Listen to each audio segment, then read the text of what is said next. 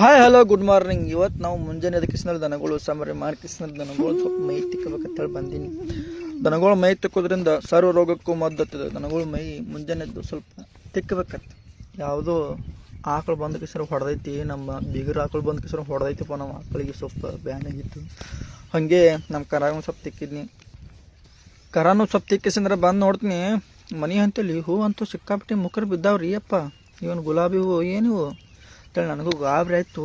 ಅಂದರೂ ಸಿಕ್ಕಾಪಟ್ಟಿ ಹೂವು ಹಾಕವು, ಯಾರೂ ಹಾಕೊಳ್ಳೋದೇ ಇಲ್ಲ ನಮ್ಮಲ್ಲಿ ಅಂತೇಳಿ. ಹೂವು ಇರ್ಲಿಕ್ಕಂದ್ರೆ ಹೂವಿನ ಗಿಡ ಇಲ್ಲ, ಹೂವಿನ ಗಿಡ ಇಲ್ಲ, ಹೂವಿನ ಗಿಡ ಇಲ್ಲ, ಹೂವಿನ ಗಿಡ ಇಲ್ಲ ಅಂತಾರೆ. ಹೂವು ಹಚ್ಚಿದ್ರೆ ಹೂವು ಹಾಕೊಳ್ಳಂಗಿಲ್ಲ. ಅದಕ್ಕೆ ನೋಡ್ರಿ ಎಷ್ಟು ಮುಖರು ಬಿದ್ದಾವ ಹೂವು.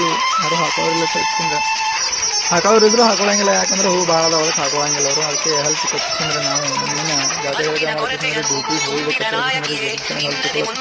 ಅಂತ ರೆಡಿಯಾಗಿ ಹಲ್ಲು ತಿಳ್ಕೊಳ್ಬೇಕಂತ ಹಂಗೆ ಒಂಥರ ಬಾಳೆಗಿಡ ಒಂದು ರೌಂಡ್ ಹೊಡೆದು, ಬಾಳೆಗಿಡದಾಗ ಒಂದು ರೌಂಡ್ ಹೊಡೆದು ಬಾಳೆಕಂತ್ರ ಫುಲ್ ದಮ್ಮಾಗ್ಯವು. ನಮ್ಮ ಮನೆಗೆ ಹಸಿ ಬಳಕೆ ಕೊಡೋಕತ್ತ ಒಂದು ಹಣ್ಣು ಬಳಕೆ ಸಿಗಲಿಲ್ಲ.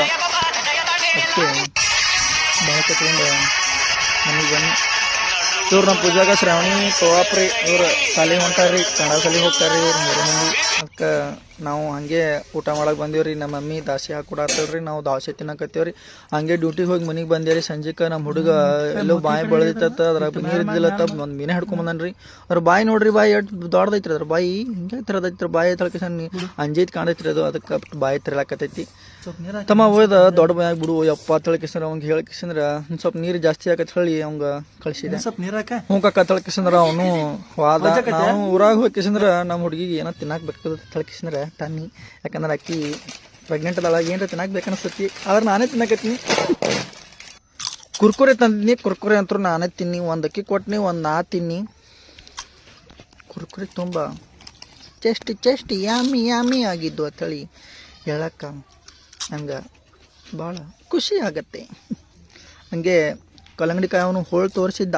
ಹೋಳಿ ಚಲೋ ಐತಿಲ್ಲ ನೋಡ್ರಿ, ಮತ್ತು ಹಿಂದಡೆ ಬಂದ ತೆಗಿಬೇಡ್ರಿ ಅಂತ ಹೇಳಿದ್ದ.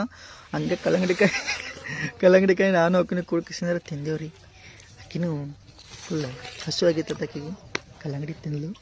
ಆಮೇಲೆ ಕಲ್ಲಂಗಡಿ ತಿಂದು ಹಚ್ಚಕ್ಕೆ ಹೋಗಿ ನೋಡ್ತೀನಿ ನಮ್ಮ ಪೂಜಾಕ್ಕೆ ರೊಟ್ಟಿ ಮಾಡಕೊತ್ತಾಳ್ರಿ. ಅಪ್ಪ ರೊಟ್ಟಿ ಹೆಂಗೆ ತಿರುಗಿಸ್ತಾಳೆ ನೋಡ್ರಿ, ಗರ್ರ ಗರ್ರ ಗರ್ರ ಗರ್ರ ಗರ್ರ ಗರ್ರ ಹೆಂಗೆ ತಿರುಗಿಸ್ತಾಳೆ ಅಂತರೂ ಫುಲ್ ಶಾಕ್ ಆಗಿಬಿಟ್ನಿ. ಬಳಿ ತೆಗೆದಿಟ್ಟಾಳ, ರೊಟ್ಟಿ ಗರ್ರ ಗರ್ರ ಗರ್ರ ಗರ್ರ ತಿರುಗಿಸಾತಾಳ. ರೊಟ್ಟಿ ತಿರುಗಿಸೋದು ನೋಡಿ ಅಯ್ಯಪ್ಪ.